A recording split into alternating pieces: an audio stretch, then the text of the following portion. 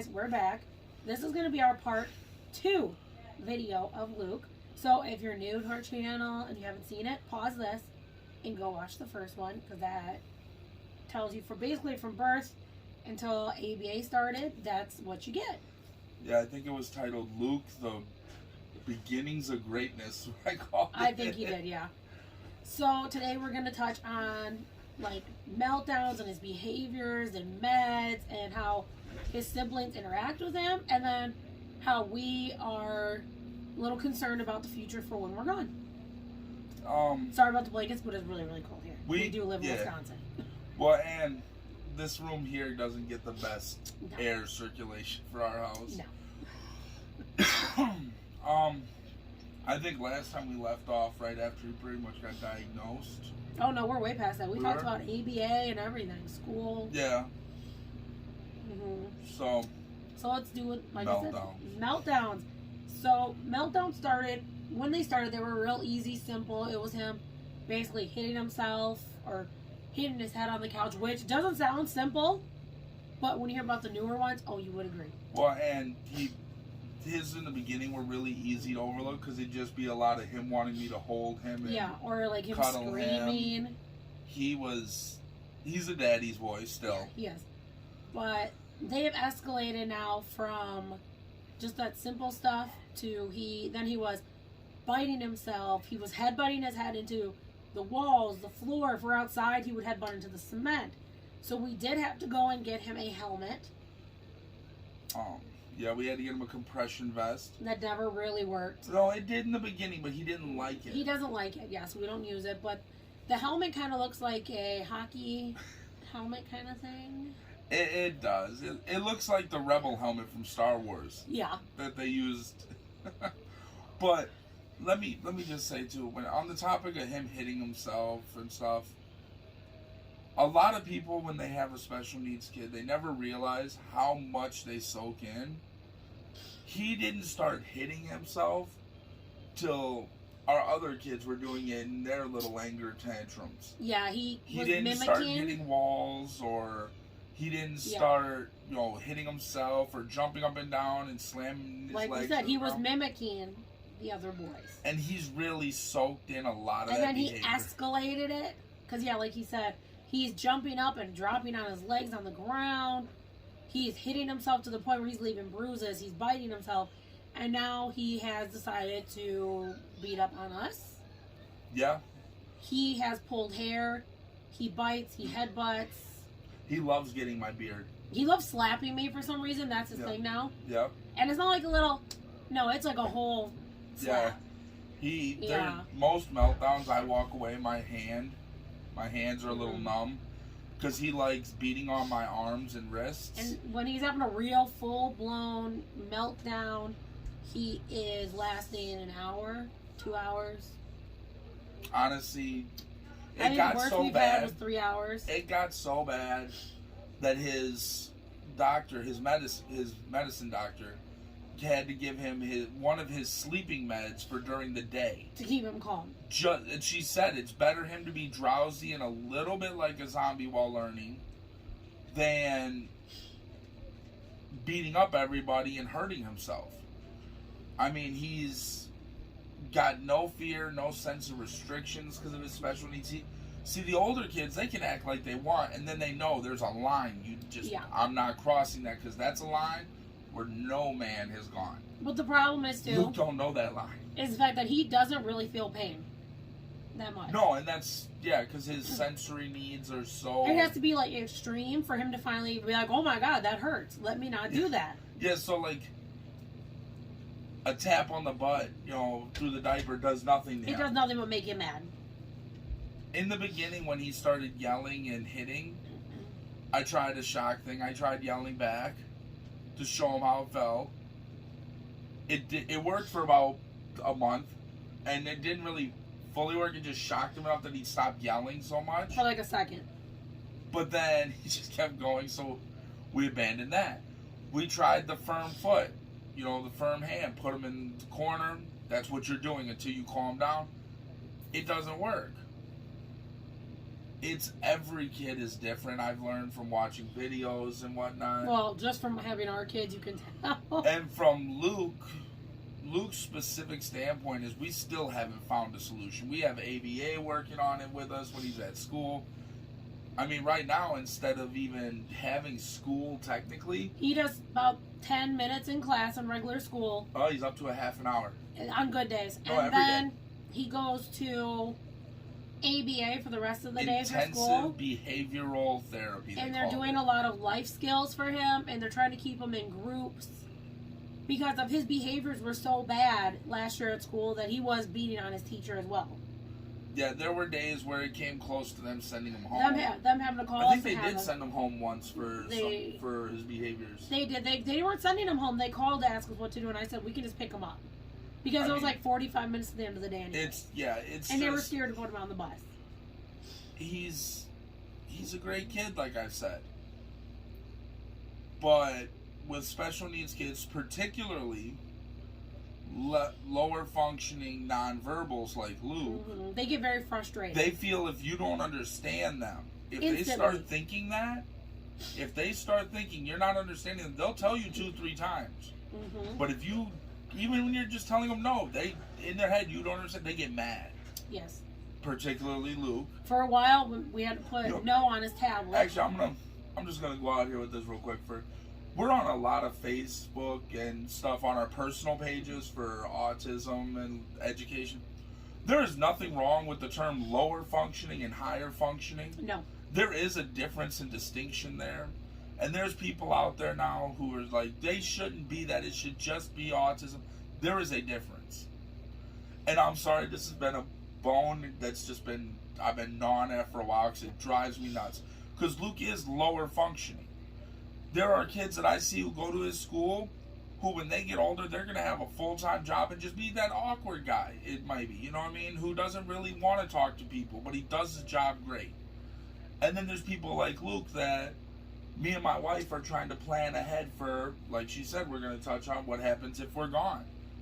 You know, he needs to be taken care of full-time right now. There is a difference between lower functioning and higher functioning. So the whole... we need to change this, we don't. Well, because they were saying they wanted it to be autism with more help and autism with less help, so that you knew. But that's basically the same thing, but just changing the words.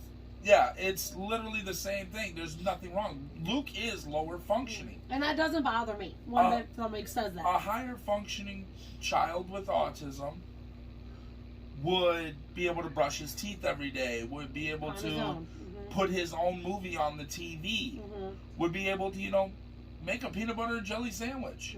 Even if they only use spoons to get the peanut butter and the jelly, because, you know, maybe you don't trust them with a butter knife. Lower functionings like Luke need help with all that. Yeah. Oh, Lord. School's trying to potty train him. They did a whole day on Friday. He did the whole day without peeing himself at school. He went to the potty every time. He was even telling them he had to go. This weekend has been rough with it. He's been in a mood all weekend. He did Good Friday night with us, too. That's what I'm saying. This weekend has been rough because he's been in a mood all weekend. Well, it got set off bad, too, on Saturday. And then he broke a window. Yeah. Because he was angry. Meltdowns. So that's another behavior. Meltdown. He broke the window by throwing his cup, and it shattered one of our windows. Yeah. We were not here. We weren't, so, no. It happens, though. Yeah. So his behaviors are very much, like we said. He's very particular in the way he likes things. From what I understand, every child with autism goes to extremes. It's never little bits. Whether it's introverted, extroverted, whatever, it's always extremes. Yes. Luke is no different.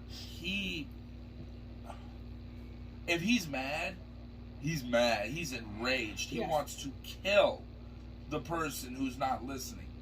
And if he's sad, he's bawling and holding on to me and crawling up like he's 3 years old into my arms.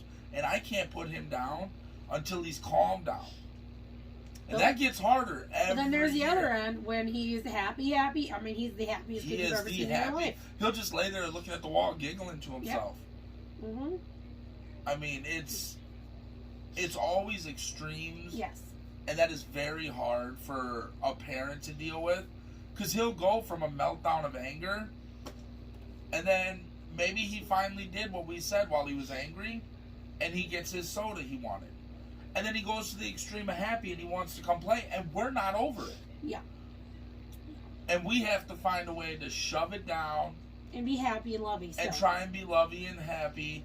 And even through the meltdown, I have to try to be lovey for him because I'm the one that he wants the hug from, but in the middle of the hug, he's like, oh yeah, this is the man I don't like right now. Let me hurt you. And he'll grab my beard, or his thing was he likes to get your chin right here. Or your face in there. He likes to shoulder like and his head and just squeeze your chin and it hurts. Or he fakes hugs you just to bite you. Yep. That's a big one. Mm-hmm. He's taken to stomping on our feet because me and my wife around the house like to wear sandals. Mm-hmm. So he's learned that he can hurt our feet that way. Mm-hmm. Like I said, he loves grabbing at my beard. My hair. He has bit my beard just to get a mouthful of hair and yanked his head. He grabs her hair and will not let go. No, I have to physically pry his fingers apart. And I have to get up and hold him so he can't pull further back. Because he doesn't just pull with his arms. He leans back and starts falling while holding it. Mm-hmm. So. And he doesn't realize the damage it does. No, he doesn't. Mm-mm. He just thinks this is appropriate because... He goes after us and he goes after Aiden. As you'll learn in future videos, because after this video we're going to discuss which kid to talk about next. We're going to have Aiden next. Aiden's next. So we'll learn all about Aiden's Our older two kids have some Don't go into it though. We're issues of their own. You'll see those videos soon. But he learns a lot of this stuff from them. Mm-hmm. And it soaks in. And once it soaks in with a child like it's there. Mm-hmm. Like, that's why I was so happy Friday he did so good with the potty training, because once that soaks in, Luke wakes up with his own alarm clock. I get up to take him to school in the mornings. He's already up most days wanting to go to school. He knows. And on weekends, he's not like that. He has an internal clock that is just awesome. Which worries me when he ages out of school. Yes. But we've been looking into programs and stuff. We'll discuss that a little bit eventually. But the internal clock is awesome for the potty training. Yes. Because if he can soak in every half an hour, at least go sit for a few minutes and try. Once he gets into the routine and he knows I have to do this, he'll be able to go on his own, hopefully, to the bathroom, go and just come back out like nothing happened. Yeah. And it'll be awesome. Mm-hmm. Moving on from the meltdowns. So our one thing we do to help with his mood issues and his anger issues is we did get him on medication.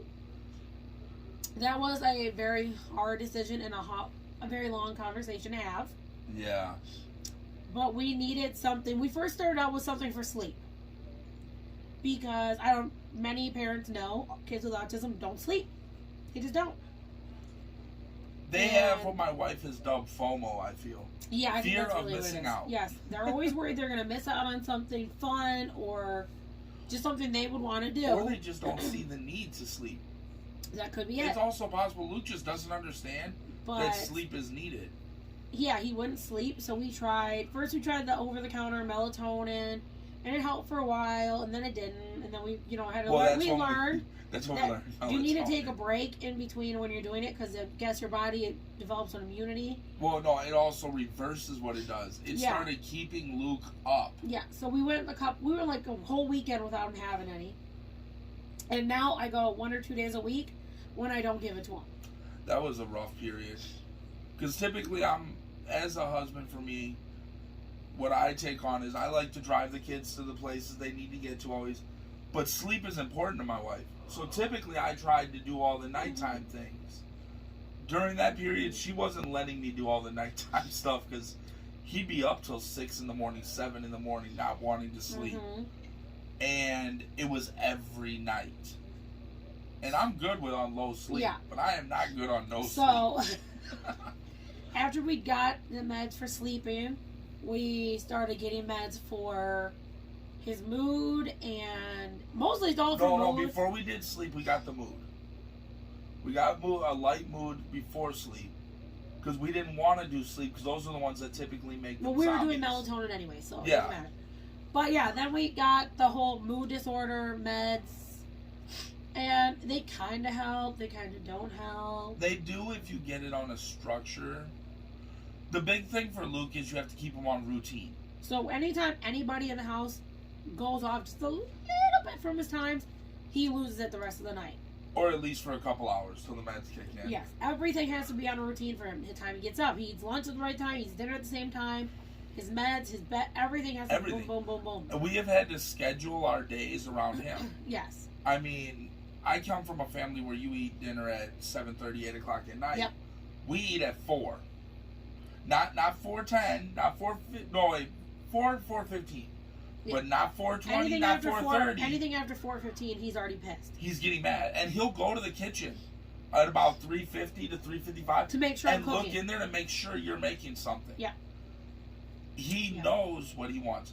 He wakes up at 6 something in the morning and he expects to see people moving, getting ready for school. Yeah. He's very routine based, and as those of you who watch our videos know, we recently had to skip a couple weeks because we had COVID in the house. And when we were on quarantine, it was rough. We were on quarantine for 20 days. Rough doesn't. It was horrible. It was fine for the first few days because I think he thought it was like a weekend. He thought it was the weekend. And then he realized, why am I not going anywhere? And he was just madder and madder every day. As the day went on, it's like, okay. And these were the days that his doctor talked about where we typically don't give him the clonidine during the day. Because we don't want to have to unless we have to. But during that, he was getting them every day. Every day to keep him calm. Because every day he was beating and mean. He was beating people up. He was hurting himself. He was just screaming, having fits every day. Yeah, it was too much. His little sister was scared because he goes after her too when he's in those movies. Yeah, I don't quite get why he does that. I don't know. But like I said, meds are good. And we have been looking into, what is it? Not CBD. CBD. CBD. The CBD oils, we're the looking chewies. into it, and we're going to ask our doctor if it's okay for our son to have. I mean, and what's the benefits? What's the the pros and the cons? I know with as far as behaviors and anger and meltdowns, the hardest thing for me was to learn to step back when she was trying to deal with it, because no husband wants his wife to get hurt, and when I know, I have a lot actually. Just my thing is, no husband wants his wife to get hurt, especially he doesn't want to let her walk into a situation where he knows that kid is going to hurt her. And I really have tried to step back a lot. I just when he starts the physical, I always try to jump in front. How do we get back out of meltdowns? True. We're on meds, I thought. Yeah, we are. So I'm hoping she'll say, the CBD is a good idea. This is how much you can give him, and because I heard it does a lot for when they're in behaviors, and it helps with sleep. Well, from what I understand, it's really mellowing. Yeah, so I'm hoping it can calm him down a lot. I mean, that would be nice. A calmer Luke. I would like him back to what he was. The happy, always loving Luke. And don't feel bad about having to decide to put your kids on meds. No, don't. Because we did for a long time. Because we fought longer than we should have, probably. For all against putting any of our kids on meds. And it made life so much harder. Don't feel bad. I'm not saying just do whatever every doctor says. Well, yes. Educate yourself. If they want to put them on a med, there is a reason these smartphones all have Google. Use it. Learn the side effects. Don't just instantly say, okay, whatever you want to do, I'll do it. Because they don't always know what's right for your kid. Yeah. Learn the side effects. Learn the benefits. Look at reviews of people who've used it online. But don't push it off to the point like we did, where I feel like we made life harder on us and our child. Because we didn't give him the meds he needed. Yeah, we made everything harder because we didn't want to dope our child. We'll talk about that more on Aiden's video, because that's more. Well, even with Luke, I pushed it off. That's why I was bringing it up. Yeah. I didn't want to give Luke more of a deficit. Yeah. And I was always taught medicine gives deficits. It doesn't. I've become educated and woke on that topic. It's a tool. when used right. Yes. Moving on, since we brought up Aiden and Gavin enough. Siblings and relatives with children with autism, Yes. they have to be educated. Sometimes constantly. Because... I think it's harder to educate family outside of your home. Well, they don't see it. Because it seems, they say, oh, yeah, I understand, but it doesn't seem like they really want to understand what it's like. I just don't think they're equipped to. Because anything you say, it's, you're doing it wrong. My friend told me that she did this with her, her friend's friend, and it's like, I don't want to hear about what all your friend's cousin did with their kid. This is our kid, and I understand you want to help, but I don't need to hear all that. And the problem with relatives like that is they're trying to help. Oh, they are, yes.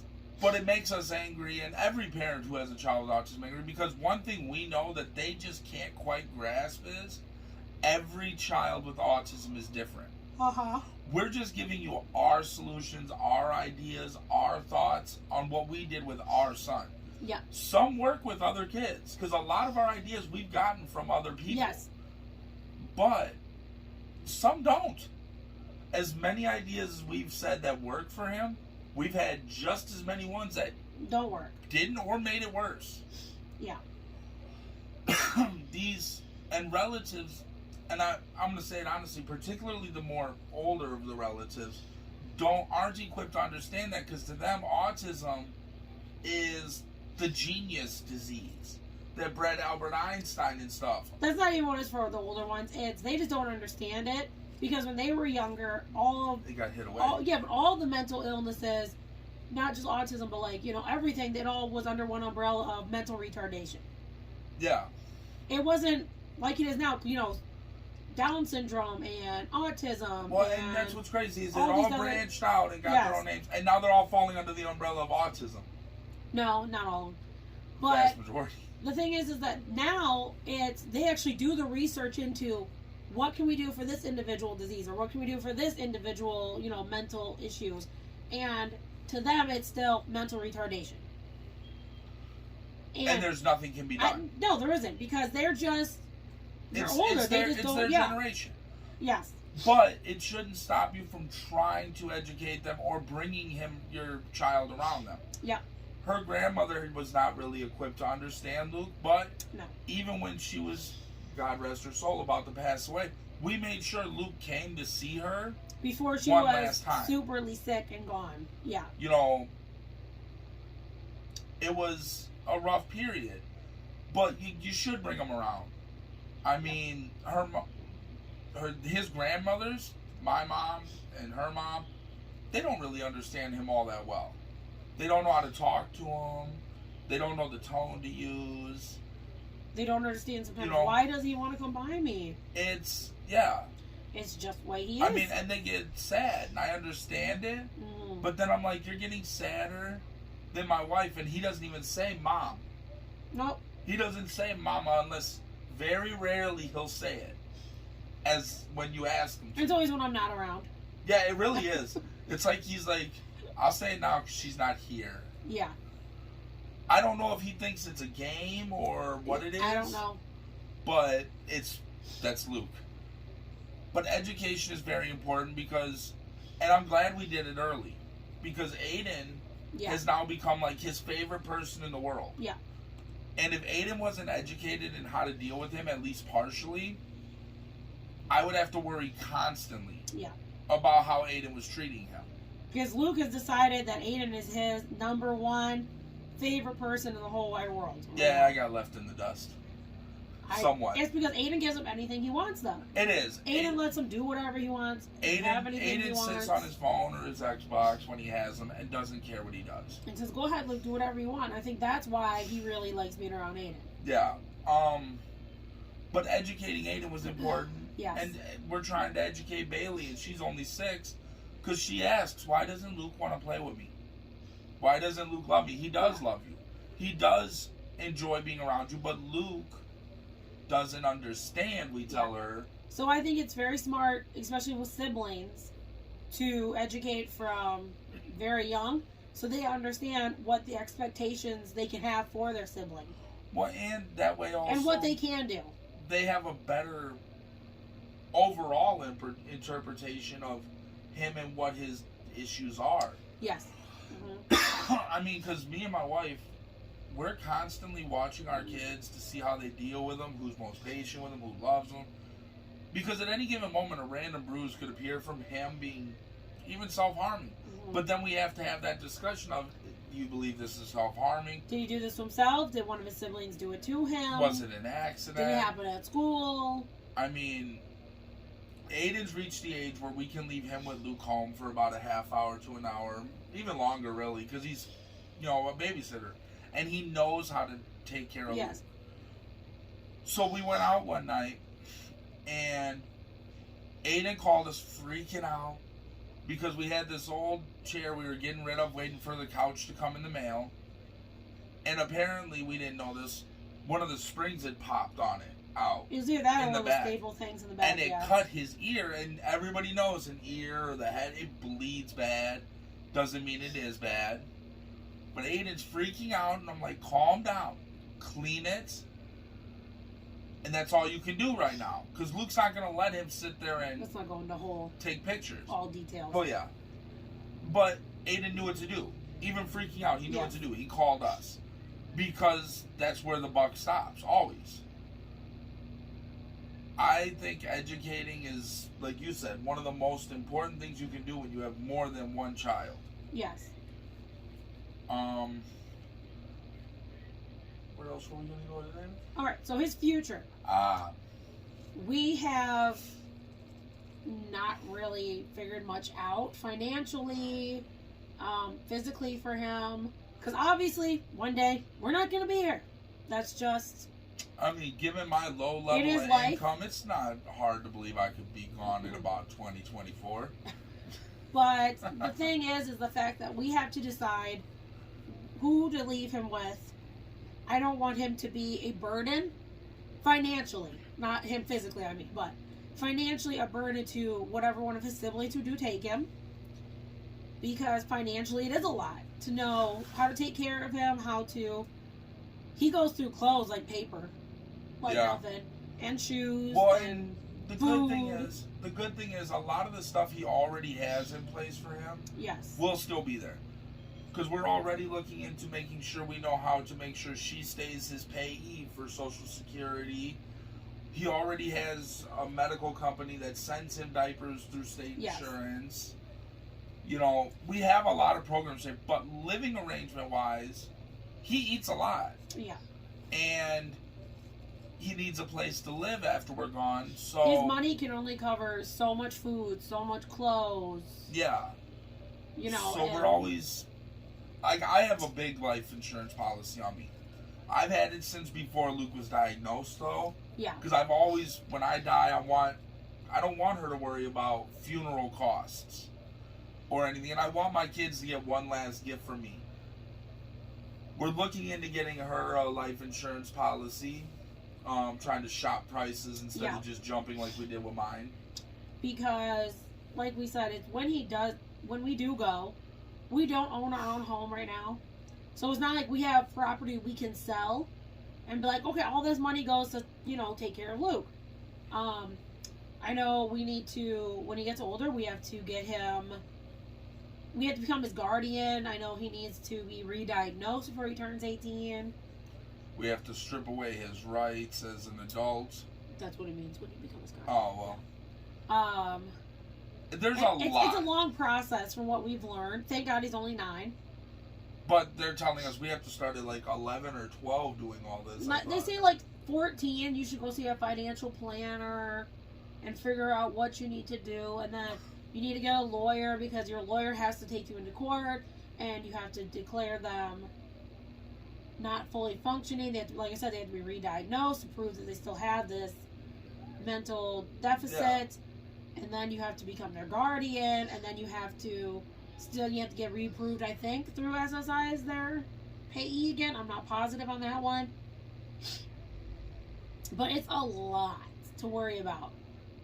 Financially, I don't know how we could put anything away right now. The way things are, to we can't. save for him. That's the other trick to it. With SSI, you can't save any money. You can't save money. You can't have a savings account where you can get the interest stacking on it or not. You just can't.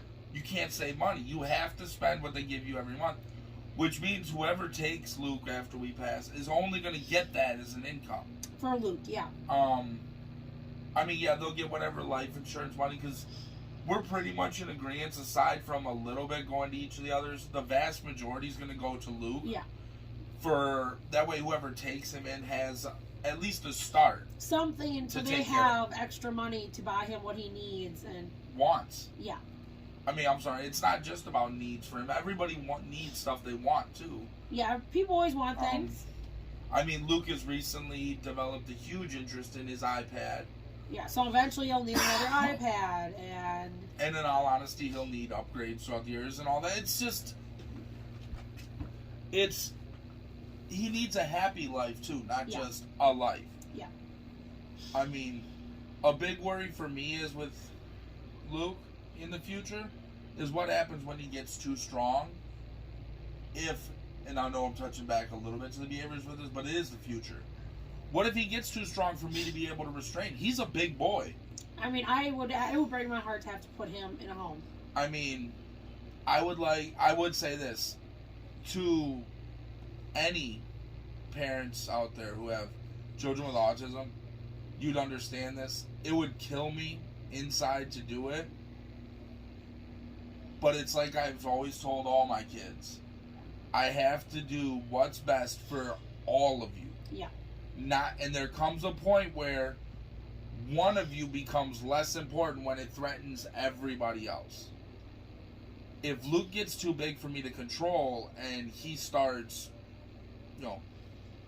hitting and hurting or breaking bones. Well, then we have to look into something and get some help. I mean, but now that is not us saying we'd abandon him. We would be there every day. Well, that's not us saying for sure we would stick him in a home either. No, but I'm saying whatever we did, we would be there every day dealing with it. I mean, putting him in a home is our absolute 100% last option. Because I would love him to stay with us until we're gone. Yeah, or at least until he can go to a sibling that he wants. Well, yeah. And then, you know what I mean? And you know what? Who knows? Then he might progress enough that he can live in his own place. He has been speaking a lot more and that's my point. I mean, that would be the best option, is if he can progress enough that he can stay maybe in like an assisted living kind of apartment where we can come and see him every day and he can live on his own a little bit. My favorite option is he rents out the room above the garage from one of his siblings for his own place. Well, that'd be nice too. That way he's looked over but still on his own. But we never know. And who knows? Maybe Luke will become a famous musician. Maybe. I mean, Beethoven was deaf and he died. I guess. But you know what, guys? Thank you for watching again, and we'll be back with another talk about Aiden. Next time it'll be about Aiden and that joyous life. And we will have a nice long conversation with that too. As always, like and subscribe for more videos. I am doing some research into how to set up a Patreon because that is obviously the route to go with these. The fun videos we do, besides the conversations, they do cost money. Yeah, they cost money, and that's how it works. And the more things people ask us to do, the more expensive they seem like they are. Yeah, nothing's cheap. No. So we'll see you guys later. See you later.